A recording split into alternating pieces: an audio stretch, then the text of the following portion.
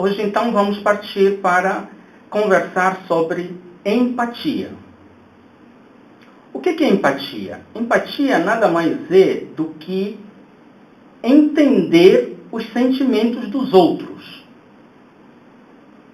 É se colocar no lugar do outro para entender o que ele está sentindo, para que você possa atender melhor as necessidades dele. Certo? Então, é procurar compreender os sentimentos, os desejos, as ideias, as preocupações e as ações das outras pessoas, e não apenas a sua. E, além de tudo, é adotar uma perspectiva deles e não a sua própria. É saber ouvir os outros e se esforçar para entender os seus problemas, as suas dificuldades, as suas emoções, com uma escuta qualificada. A empatia pressupõe que você vai ter uma comunicação afetiva, que nada mais é do que saber identificar como o outro está se sentindo, como o outro aprende do jeito dele, não do seu jeito. Uma outra maneira de apresentar a empatia é a ação de se colocar no lugar da outra pessoa, buscando agir ou pensar da forma como ele pensaria ou agiria naquelas circunstâncias. Então é o exercício de você sair de si mesmo e entrar no outro. Uma outra definição é identificar um sujeito com o outro.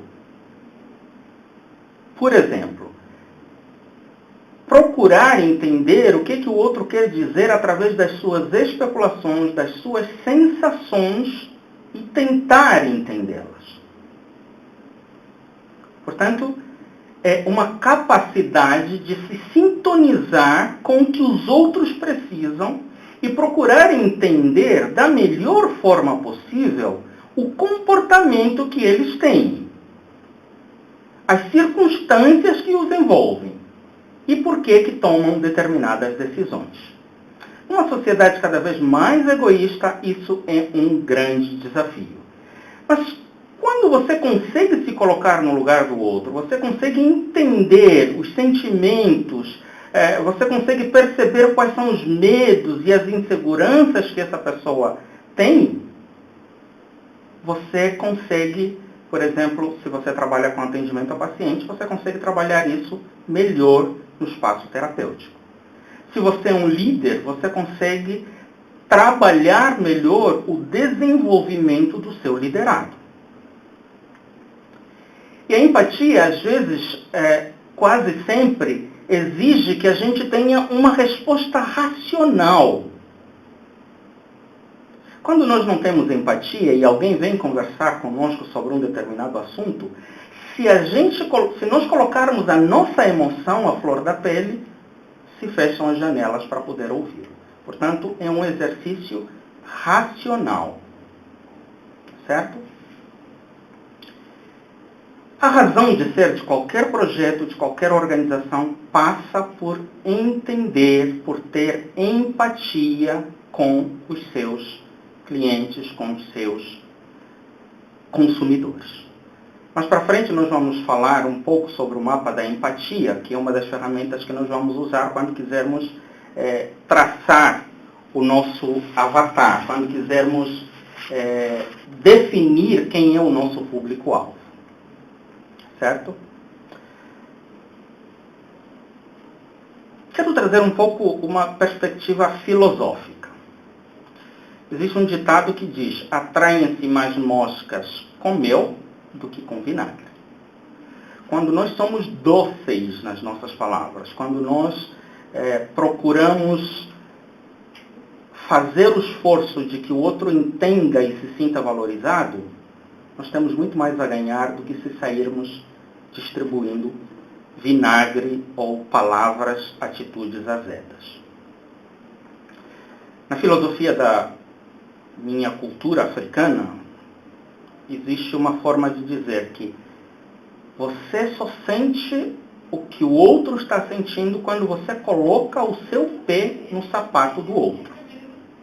O que é esse ato de colocar o pé no sapato do outro? Normalmente alguém está mancando e a tendência é as pessoas se rirem dessa pessoa. Ou questionarem, por que ele está mancando? Ou por que ela está mancando? E ela pode dizer, tem uma pedrinha dentro do meu sapato, tem uma feridinha na ponta do dedo. Se a gente não parar para colocar o pé dentro do sapato dele, nós nunca vamos sentir essa pedra. E sempre vamos achar que essa pessoa está blefando. Então, essa é uma outra perspectiva filosófica. Você entende a realidade do outro quando você se coloca no lugar dele. Um colaborador, recentemente, uma certa pessoa me perguntou que como é que se constrói, então, a empatia? Bom, a boa notícia é que a empatia pode ser aprendida, pode ser desenvolvida, assim como várias outras áreas da inteligência emocional. Portanto, quando nós queremos crescer, quando nós temos a disposição de ir um pouco além, nós podemos aprender. Desde que nós acreditemos que estamos numa constante evolução. O problema é que existem pessoas que acham que já aprenderam tudo que tem que aprender, aqueles que dizem, Gabriela, eu nasci assim, sempre fui assim e sempre vou ser assim. Infelizmente, essas pessoas acabam não conseguindo crescer. A má notícia é que a empatia talvez seja a mais complexa das capacidades de inteligência emocional que uma pessoa possa desenvolver durante a vida. Por isso, talvez nem todos conseguirão um nível tão alto de empatia. Mas sempre nós podemos crescer, sempre podemos evoluir se tivermos esse desejo. E por que é tão difícil? Porque fazer uma viagem para fora de si, na tentativa de enxergar as situações da vida de uma outra pessoa sob o ponto de vista dela e não o seu. E, ao mesmo tempo, é se despir dos seus pontos de vista individuais e colocar, em primeiro lugar, os pontos de vista da outra pessoa. E, de novo, tanto na nossa sociedade, que é egocêntrica, que é narcisista, como pela nossa própria natureza humana, esse é um exercício desafiador. Então, como eu disse, muito provavelmente poucas pessoas acabem desenvolvendo um grau tão elevado de empatia. Mas, se nós quisermos crescer, com boa vontade nós conseguimos chegar lá. Como se forma então a empatia? Primeiro, você tem que conhecer o seu valor e estar disposto a aprendê-la. Se você acha que ela não tem valor, você não vai ter nenhuma motivação para aprender. Então, não vai ter. Existem pessoas que se acham o suprassumo da perfeição, que não têm nada para aprender. Essas pessoas, como veremos lá na frente, infelizmente, nunca chegarão a um alto grau de empatia. Portanto, é um processo que se aprende desde criança. Eu vou usar aqui uma metáfora muito interessante. Quando a criança nasce, ela chora, ela grita, ela se cala, ela dorme, ela faz xixi, ela faz cocô, ela arrota, sem se preocupar com a mãe, sem se preocupar com outra pessoa, com mais ninguém. E à medida que ela vai crescendo, ela vai aprendendo a ter cada uma dessas atitudes no momento certo, pensando nos outros. Ele vai pensar, se eu estiver no meio da sala de aula e fizer cocô na fralda ou na cueca, eu vou trazer desconforto para as pessoas ao meu redor. Eu vou dar trabalho para minha professora, que vai ter que parar a aula para me levar para me trocar. Então, a criança, à medida que amadurece, vai aprendendo a desenvolver a empatia, que é pensar no outro, entender o outro. Isso é um processo de educação. O problema é que existem algumas pessoas que, mesmo depois de adultos, eles só têm o tamanho de adulto, mas continuam sendo emocionalmente crianças. Pessoas imaturas, pessoas sem maturidade emocional, sem inteligência emocional. Eu vou falar mais para frente, num release ou em algum outro vídeo, somente sobre essa questão da imaturidade emocional, e vou citar vários exemplos. Mas um deles são aqueles que são idosos, mas têm comportamento de adolescente. Eu costumo chamá-los de idolescentes. Então, uma das maneiras de desenvolver a empatia é colocar o olhar e o afeto nas necessidades das outras pessoas. Quando alguém continua pensando como uma criança só em si mesma, nunca vai alcançar esse patamar de empatia. Portanto, para ser empático, precisa ultrapassar as barreiras do egoísmo, do preconceito, do medo, daquilo que é desconhecido e diferente, por isso nós agimos de forma mais reativa. Também vamos falar um pouco sobre essa questão de como as pessoas agem diante de determinadas situações, quando formos falar sobre resiliência. E aí vocês vão entender o que é uma pessoa reativa. Um dos motivos pelos quais ela reage e se fecha é porque não sabe lidar com o desconhecido. Para que uma pessoa, então, consiga exercer a empatia, ela precisa retirar a atenção dos seus próprios problemas e interesses e manter o foco e a atenção nos problemas dos outros. E quem é casado sabe o quanto isso é difícil. Quem é líder sabe o quanto isso é difícil. E quem é liderado por líderes temperamentais também sabe o quanto isso é difícil. Mas uma outra maneira de aprender, de formar a empatia, é pensar na autorrecompensa. Quando você vê alguém passando por uma determinada situação desagradável, triste, sofrendo, vítima de uma determinada situação, e você a acolhe, a ajuda, a apoia,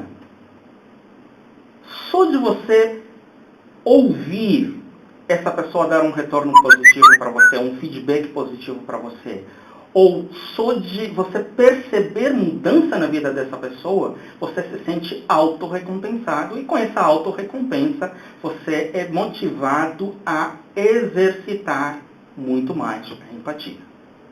Então, esse é um outro meio de desenvolver a empatia. O outro meio é através do autoconhecimento.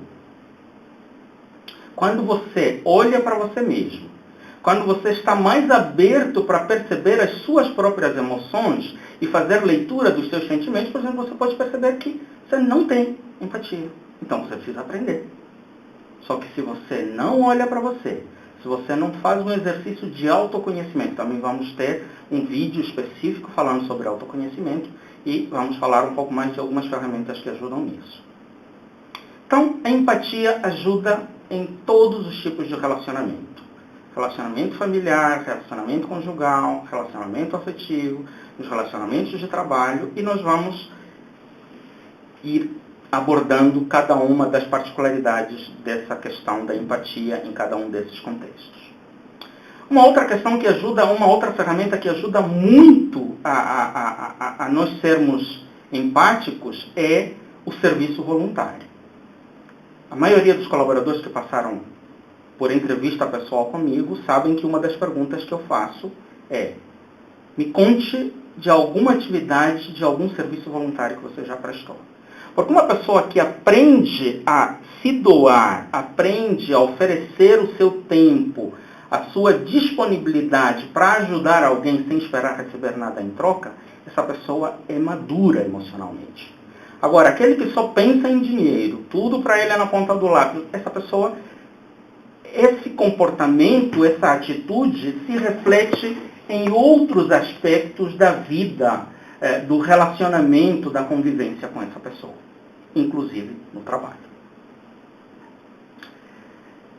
Uma última ferramenta que é muito útil para desenvolver a empatia é algo chamado rapport. Tem muitos detalhes, tem muitas definições, você depois pode pesquisar sobre isso, num outro momento vamos falar sobre isso. É rapport com 2 pés.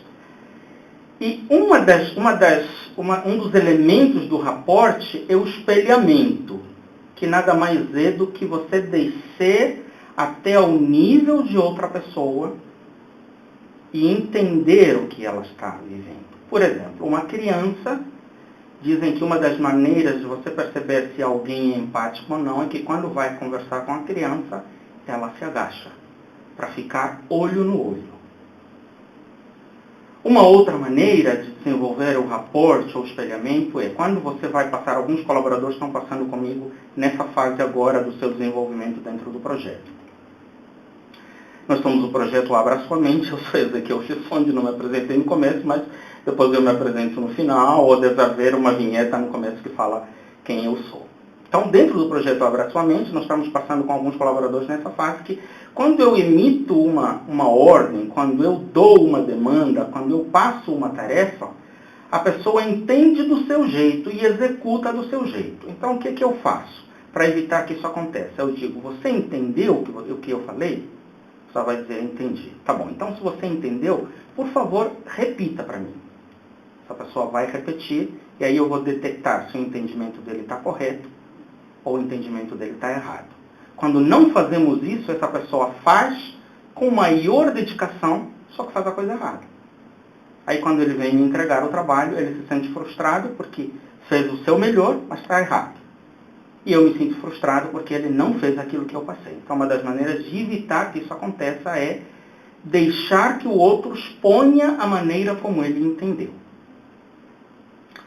Uma outra vantagem dessa estratégia de espelhamento é quando alguém está furioso, por exemplo, uma criança, um adolescente, ou até mesmo um colega de trabalho, em vez de você chegar e dar um sermão, ou simplesmente de dizer, calma, você está errado, isso e aquilo, você pode chegar a dizer assim, você tá bravo, né?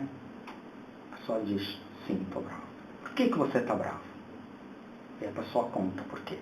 Só de ele ter a possibilidade de expressar essa braveza, essa chateação, ou esse motivo pelo qual ele não está feliz, isso já baixa a adrenalina, baixa a temperatura, baixa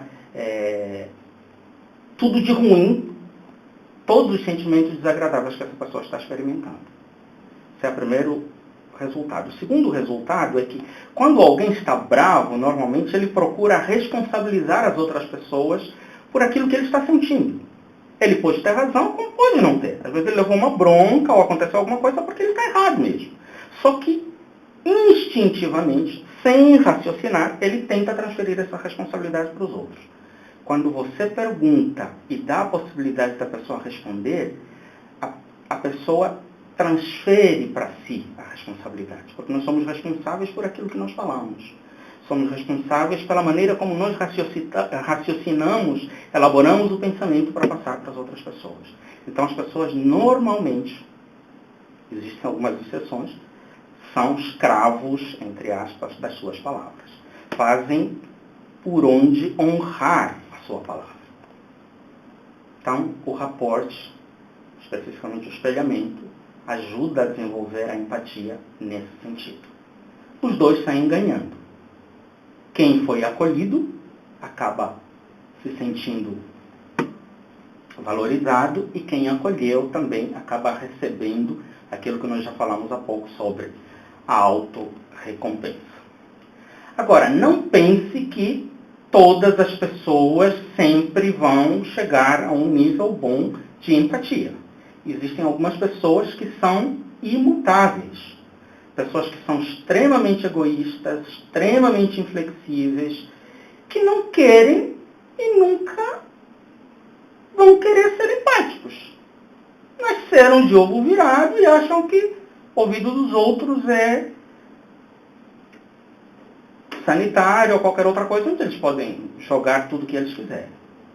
Normalmente nós chamamos isso, vai ter um vídeo também aqui no canal, se já não tem, você vai encontrar em algum momento, sobre os transtornos de personalidade, que nada mais é como um defeito de fábrica no comportamento dessa pessoa. Aí existem vários tipos, começa desde os mais simples, que é o transtorno que nós chamamos de limítrofe, e vai até o psicopata, que não estão nem aí para os outros. Então essas pessoas, você não tem remédio, não tem terapia, não tem nada que ajude. Aliás, falando em aprendizado, em alguns momentos, algumas pessoas, por mais esforço que façam consigo mesmos, não vão conseguir sozinhos desenvolver a empatia e vão precisar de tratamento psicoterapêutico. Meu consultório oferece alguns desses atendimentos e aqui no site ou no nosso vídeo você vai encontrar alguns endereços de consultórios de psicólogos, de psicoterapeutas, de psiquiatras, de psicanalistas que podem também te ajudar a desenvolver algo que sozinho você não consegue desenvolver. Por isso é que existem profissionais em todas as áreas. Se você me chamar para montar uma janela, eu não vou conseguir montar. Se você me chamar para arrumar o carro, eu não vou conseguir ser mecânica. Então, do mesmo jeito que existem profissionais para coisas, para objetos, existem também profissionais para cuidarem da saúde das pessoas. Então, não é vergonha nenhuma, nem é demonstração de incapacidade ou de impotência você poder fazer isso. Então, voltando a essas pessoas imutáveis, são aquelas pessoas que vão viver como solteirões, porque ninguém os aguenta, nunca conseguem casar. Alguns deles até casam super tarde, mas nem isso resolve, certo?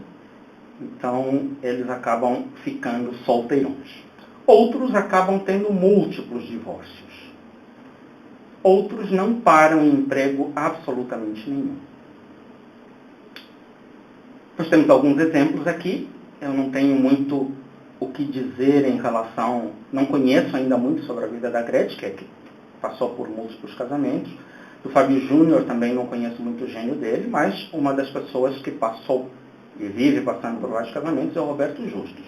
E você olha para a maneira como ele trata as pessoas, a gente consegue perceber que não deve ser fácil conviver com uma pessoa como aquela. O problema é que as pessoas que têm transtorno de personalidade nunca percebem e sempre acham que o problema é do outro. Se o problema é do outro, por que eu preciso consertar alguma coisa minha? Então, vira um eterno problema sem solução. Normalmente essas pessoas, por não pararem empregos, eles só têm duas saídas. Dependendo do grau, né? Mas assim, na média, são aquelas pessoas que só podem sobreviver no emprego público. Aquele povo que quando você chega vai passar por atendimento com ele está mexendo no celular, né, olhando na sua cara, te responde de qualquer jeito, ele tem estabilidade, está lá para ganhar o dinheirinho dele e não está aí para esquentar a cabeça com ninguém. Então, não estou dizendo que todas as pessoas de serviço público são assim, cara. Estou dizendo que se você tem um filho assim, prepare-o para prestar concurso público, porque é o único lugar onde ele provavelmente vai poder sobreviver. Ou então, se tiver muito dinheiro, for rico, for empresário, aí vai ser dono e vai mandar do jeito que ele quer. Eu vou deixar, provavelmente, embaixo desse vídeo, ou num outro vídeo, um exercício sobre essa questão de empatia, e aí vocês vão depois responder e raciocinar sobre o que acontece nesse vídeo.